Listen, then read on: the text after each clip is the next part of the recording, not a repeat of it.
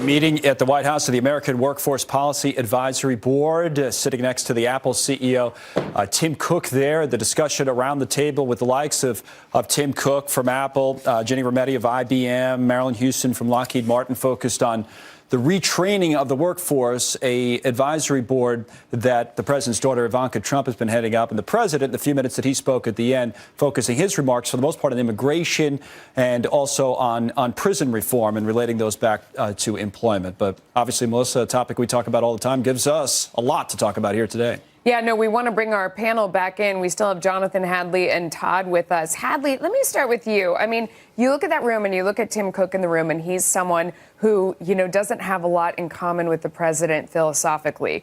But to me, this almost reminds me of criminal justice reform, where if you could put politics aside, you could bring people together who have very sincere needs and can collaborate. I mean, this is a problem where we have all of these jobs open in this country, and we have a lot of people who need jobs, and we have the mismatch of skills. And companies have a big incentive to come forward and to provide the training and partner with local communities to make the investment, to get the talent. Do you feel, Hadley, like this is something that we could actually make progress on, like criminal justice reform? I hope so. Certainly the comments from the people around the table are encouraging that the focus is on practical solutions rather than a political back and forth. And we do see in other countries where they do better middle skills training in terms of apprenticeships that the private sector plays a big role, because ultimately private sector employers benefit from a well-trained workforce. So it's important for them to have a seat at the table. Jonathan, I mean, what I noticed, I went to Kitchen and Bath Industry Show recently, and they had people there who were looking to do this, to partner. They had companies that were looking to partner with schools. It wasn't just about middle schools. It was about people looking for coders, looking for artists, looking for builders, looking for architects, and they're willing to teach and make the investment. They just need the schools to let them in. The schools don't even want to be the ones to teach, don't need to be the ones to teach them. It's just, let's partner. We can all benefit. I'm hopeful about this. What do you think? Well, American business, Melissa, has a great history of, finding and even teaching those employees that we need. I go back to Milton Hershey many, many years ago. What you saw here today from this afternoon with the president from the White House was this nexus of immigration and employment, and that low unemployment rate, the need for skilled workers. But the question about who exactly to let in, the president talked about, once again, the need for merit. But, he needs to take credit for a strong unemployment, a low unemployment rate, a very strong economy. But at the same point, as he said, you've got these employers, these massive Fortune 500 companies that depend on trade, the free flow of capital and the free flow of employees as well to this country. Yeah. Todd, what are your thoughts on this?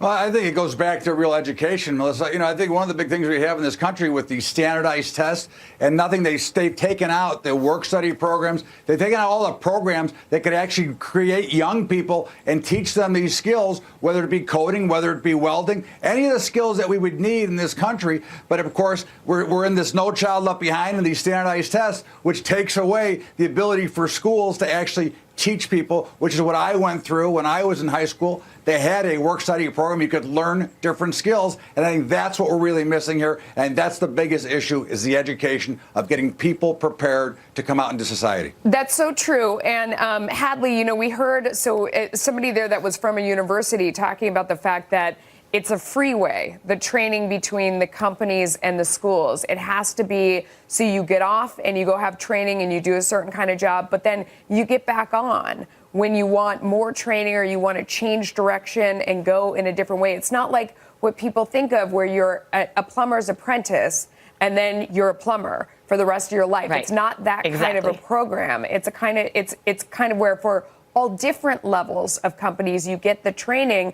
I mean, a lot of it has to do with putting the cost off on the companies rather than the taxpayer, because the companies are willing to make the investment. I mean, I've never had the experience where I've talked to a company and they haven't said, we are willing to do the training, pay for the training, like give us the people, because then it's an investment and we have those workers.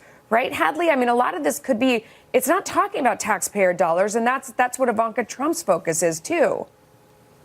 Right. I think it's about creating an education system that is agile and flexible. I think we always bring to mind the young person, the high school student, the college student. But the reality is education is a lifelong process. And because of, developments that we can't always foresee, whether it's a technological advancement or whether it's changes in the global economy with jobs going overseas, American workers need to have those opportunities later in life to go back and retool so that, as the Uberization of our economy and as the technological changes make certain jobs obsolete, or at least they change the nature of those jobs, that those American workers can continue to stay engaged and to make a living. That's a great point, Jonathan. I mean, what about that? What about making retraining easier and less terrifying? Right now, education writ large in this country, Melissa, is dominated by government. I think that's one of the reasons why you've seen, especially in the last number of decades, the cost of education go up and really the efficacy of that education go down. I think your point is straight on. Companies are very willing to make the investment in the employees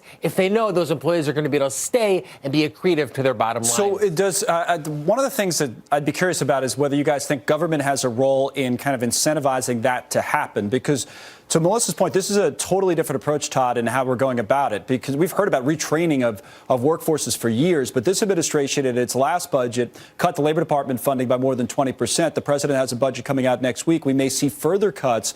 So they're saying it's not about the money we spend on programs. I would think it's about either the incentives that we give to companies, or maybe we can help with cutting the red tape in deregulation. Does that play a role possibly in the retraining of the workforce, as well as it's already played a role in other parts of the economy?